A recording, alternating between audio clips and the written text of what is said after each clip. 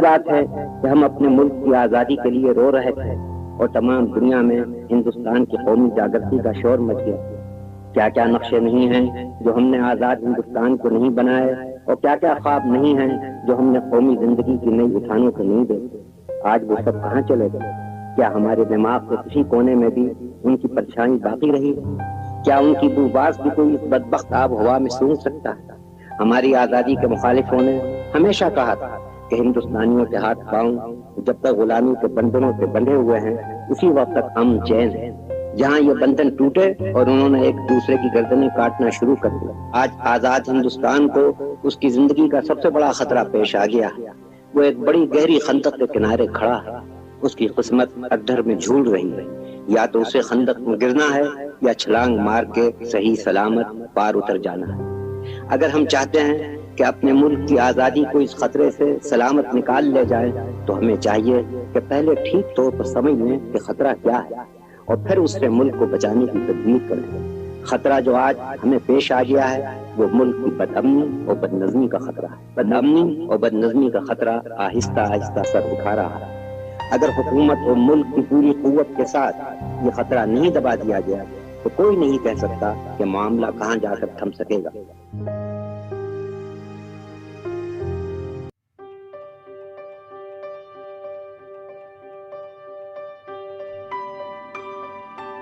In India, National Education Day is celebrated to commemorate the birth anniversary of the first Education Minister of independent India, Maulana Abul Kalam Azad, a prominent leader of Indian freedom movement. Maulana Abul Kalam Azad was a great scholar and an eminent educationist, whose vision was to provide to all Indians equal opportunities and accessibility to quality education. He dreamed to empower all Indians with an education system that would help India to grow as a self-reliant country. Today, on his 112th birth anniversary, we, the students of KV CRPF Perringam, pay our humble tribute to this great soul through this seminar. Hello friends, I am Arya, and in this special seminar on Maulana Abul Kalam Azad, I am going to highlight the life and achievements of the first Education Minister of India, Bharat Ratna Maulana Abul Kalam Azad. Maulana Abul Kalam Azad was born in Mecca in 1888. His father was a scholar of eminence and a renowned Sufi. His mother, Alia Begum, was the daughter of the Mufti of Medina. She spoke Arabic to her children. The family migrated to Calcutta when Azad was 10 years old. He married Sulekha Begum in 1901. Azad was educated at home under the strict discipline of his father, Ahmad al-Husseini. He studied traditional Islamic curriculum, which he completed at an amazingly young age. He learned Urdu on his own and similarly mastered the English language, although he was never to speak at all his life. His journalistic career, which started with Lisan-ul-Sidq or Voice of Truth, launched at 1903 at the age of 15, culminated with Al-Hilal and Al-Balagh, the two weekly journals that galvanized the Muslim community of India. He was a man who creatively developed his own mind year after year by the experience in India. Azad's years in prison were the most productive years of his literary life. Got in political hub, he could never bend the immortal words that illuminate page after page. Azad's prose masterpiece is his book Mubarak Khatir, which could be roughly translated as the unburning of the soul. When he was in prison at Ahmednagar in the early 40s for 3 years, he was in prison with his colleagues and friends, Jawaharlal Nehru, Asif Ali, Muhammad and others. He kept a very strict schedule of events. He woke up at 4 o'clock in the morning and with great care and lovingly, he brewed himself a pot of tea. He placed meticulously his tea and pen on either side and proceeded to write. What he wrote were letters to a friend, which he never intended to publish as Mubarak Khatin, but which he wrote as a spontaneous unburning of his soul. He was a great master of words, both spoken and written. At the age of 35, Azad was elected Congress President in 1923. He delivered his first presidential speech exhorting the Hindus and Muslims to become partners in freedom struggle. He was once again elected Congress President in 1940 when he presided over the Congress section at Ramkaran. The high moment in the speech was his excellent rendering of the concept of composite culture. He believed deeply in Indian nationalism and unity of people. He played the most prominent role in the intricate negotiation with British government. But like an iceberg, only a fraction of his entity was visible and available for the masses. A wealth of knowledge, learning, delicted was hidden underneath this great man, the Minister of Education, Culture and Scientific Affairs. He was the Minister of Education for 11 years and is a landmark in the history of modern India, because all the network of laboratories right from north to south and east to west, which came up during his ministership. After the Second World War, he felt that we should try to remove the fear, hatred and jealousy from the minds of people. He pointed that for this the culture can be used. He felt for a proper development of human mind.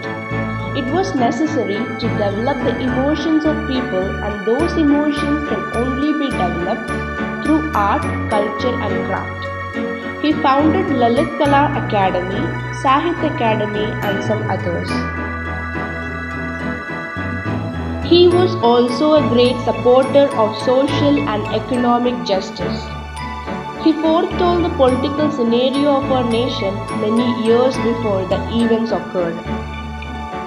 He wanted to see the maps of the world painted in one color so that children would visualize the unity of all mankind. India lost one of the most eminent personalities when the end came on February 22, 1950. 34 years ago, India lost one of the stalwarts of the freedom movement, Muhyiddin Ahmad Abul Kalam Azad. When the end came on February 22, 1958, he had a few trusted friends at his bedside. The one most affected was Jawaharlal Nehru, who was losing a lifelong friend and mentor. There were not many belongings in the household. A dozen khadi kurta pajamas, few cotton and woolen sherwanis, a worn-out hairbrush, and thousands of books were his only worldly possessions. His greatest legacy to India was a mind of unsurpassed intelligence and deep humanism. Now, for the next segment of this seminar, I invite Sania to take over. Education imparted by her can bring revolutions in the society. Hello friends, I am Sania, and in this seminar, I am dealing with the topic Education is the birthright of a child. Maulana Abdul Kalam Azad, the first Education Minister of India, was an academician of high caliber. He is known for making the education sector strong post-independence to attain self-reliance as the mean to achieve self-respect for every single citizen of India. He was very particular to strengthen an education system that provides accessibility to every child from all sections of the society to quality education. Unfortunately, his dream of an all-educated India remains to be fulfilled. Even in the 21st century, many children in India are deprived of their right to education. Here I present the deplorable statistics of children literacy, which is alarming. 1 in 4 children of school-going age is out of school. 99 million children are the dropouts. Out of 100 children, only 32 children finish the school education age. Only 2% of the schools offer complete school education from class 1 to 12. There are 10 million child laborers in India. 42% of married women were married off in their childhood. 1 in every 3 child brides in the world is an Indian. More than 45 lakh girls under 15 years of age are married with children. Out of these, 70% have 2 children. Now, let us try to find out what are the reasons for this low illiteracy among children. Poverty tops the list. Focus in India is on survival needs than education. Illiterate parents, their lower income, hinders the education of children. Ignorance of the free education laws, gender discrimination, caste discrimination, social barriers and transport inaccessibilities, health issues due to malnutrition, infrastructural problems, especially lack of proper toilets, compel many students to drop out the school after a few years, lack of dedicated teachers and friendly learning atmosphere, corrupt officials and greedy businessmen who support child labor. Article 45 in the Constitution instructs all the states to provide free and compulsory education for all children up to the age of 14. To attain this, all the state government started government schools with the facilities of providing free midday meal, free textbook and uniform, appoint qualified and trained teachers. Still, India failed to attain desired literacy rate. To resolve the low alarming literacy among the children, the Government of India came up with a more powerful and effective act, the Right to Education Act 2009. It is a fundamental right under Article 21A of Indian Constitution. The Right to Education Act features the following. It ensures free and compulsory education to all children within the age group of 6 to 14. No school fees, caption fees, charges or expenses are to be paid by a child to get elementary education. The child or his parents are not to be subjected to any screening procedure for admission to school.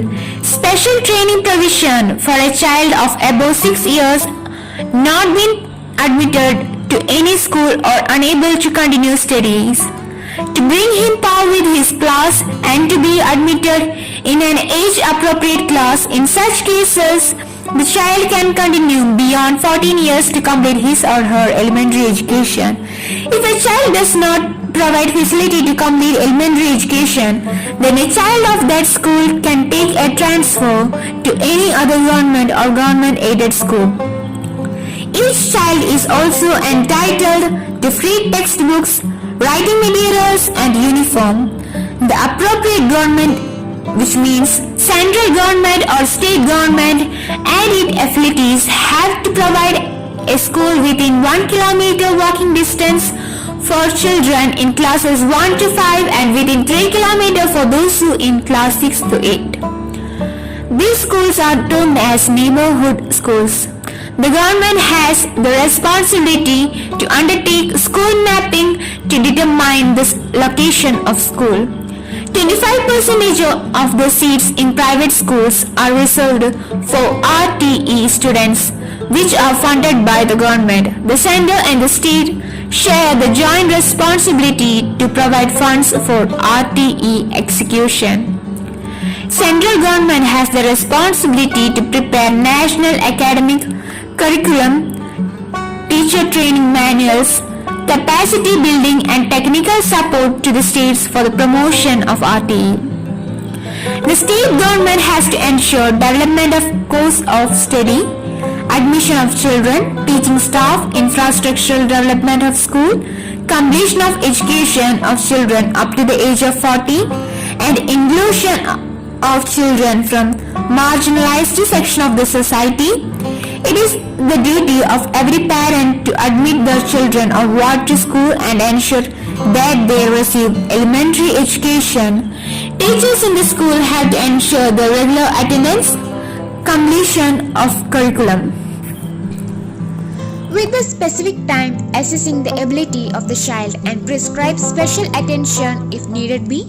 Conduct the parent-teacher meeting to appraise overall development of the child.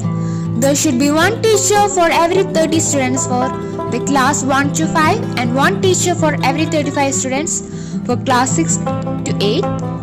There should be one specialized teacher each for teaching science and mathematics, social sciences and languages. A full-time head teacher is recommended for a school with more than 100 students. Classes 1 to 5 should have 200 working days and class 6 to 8 220 working days per academic year with a 45-hour work week. All-weather classroom for every teacher in the school, an office, a storeroom and a principal's room. The school has to ensure hygienic kitchen for midday meals, safe drinking water facility and separate toilet for boys and girls along with proper fencing, playground and a library with relevant books and teaching aid. The school has to ensure all-round development of the child and practice exclusion without denying admission to any child on any ground.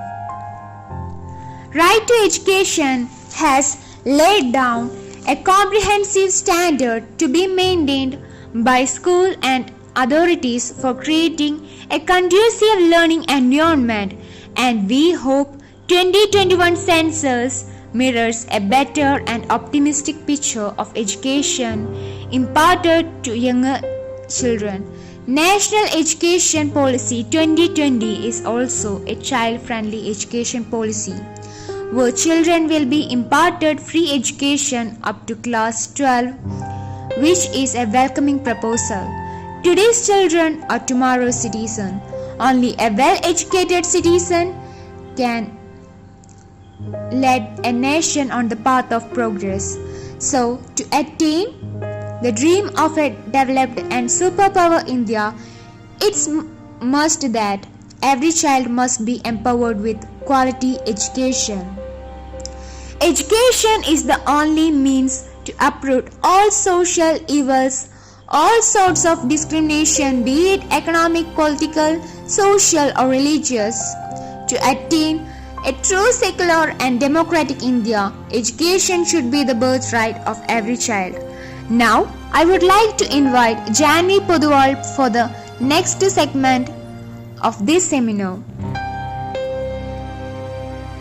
Every individual has a right to an education that will enable him to develop his faculties and live a full human life. Hello friends, I am Janvi and I am going to present my views on education is meant for all. What a sculpture is to a block of marble, education is a human soul.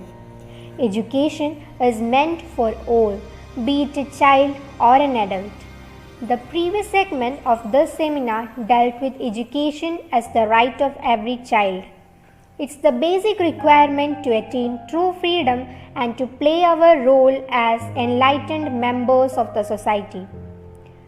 Education means to understand and learn by exploring new adventures. The basic education is necessary for everyone to know the difference between good and bad for them. The literacy rate in India is just 69.1%, which is very low. Even today, many female members and adults from economically weaker sections are deprived of proper education. Government program is trying its best to elevate the literacy rate among illiterate adults through various programs like National Adult Education Program. This program gives special emphasis in the education of scheduled caste and scheduled tribes and weaker section of society who comprise the bulk of illiterate population in India. National Adult Education Program aim at imparting literacy skills to create awareness among weaker sections regarding laws and policies of the government for the efficient implementation to attain social and economic justice. The next program is Rural Functional Literacy Program, which aims to develop abilities in the illiterate adults to read and write and to create awareness about the rights and to draw benefits from various governments to uplift their lives. Rural Functioning Literacy Program was supported by many young volunteers on the principle of each one teach one. Provision of night classes greatly helped the adult workers to attain basic skills of learning without losing their jobs. Now, under Education for All, let's move to female education. No nation can progress if half of its population is denied of the equal opportunity to education. Female education is must, as an educated woman is healthier and so are her family members. Educated women can be economically independent and confident. Social labors and superstitions benefits will decrease. Educated women knows her rights and brings equality in society. Most important, educated women contributes towards the development of the nation. Beti Padhao, Beti Bachao, Sukanya Samriddhi Yojana, Balika Samriddhi Yojana are a few central government schemes to promote female education. Apart from these, each state has its own schemes to empower its women folk. In many states, apart from providing nutrition, balanced diet and free textbooks, uniforms, girls are given bicycles to cover the distance to their schools. The provision of toilets and hygienic atmosphere has succeeded to regulate the number of girl dropouts from school these days. Female education is gradually picking up momentum in our country. Today's distance education is also a far cry from the male correspondence courses through the use of a web-based delivery system. Studying a degree through distance learning gives you a number of benefits, like you get to decide exactly when and where you study. You can fit your learning around your work and home life. You can get a degree from anywhere in the world. Also, distance learning costs less and full-time degrees, so you can save money. Thus, in the end, we find that education is a significant factor for achieving success, building characters, and for living a wholesome and happy life. Thank you.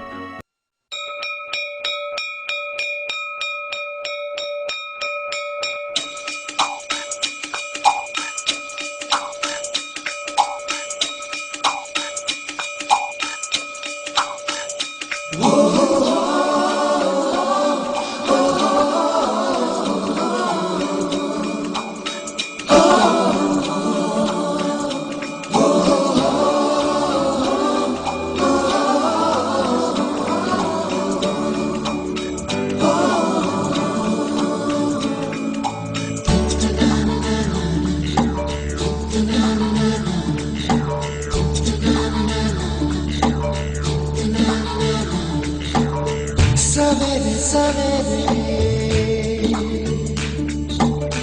यारों से मिलने बन ठन के निकले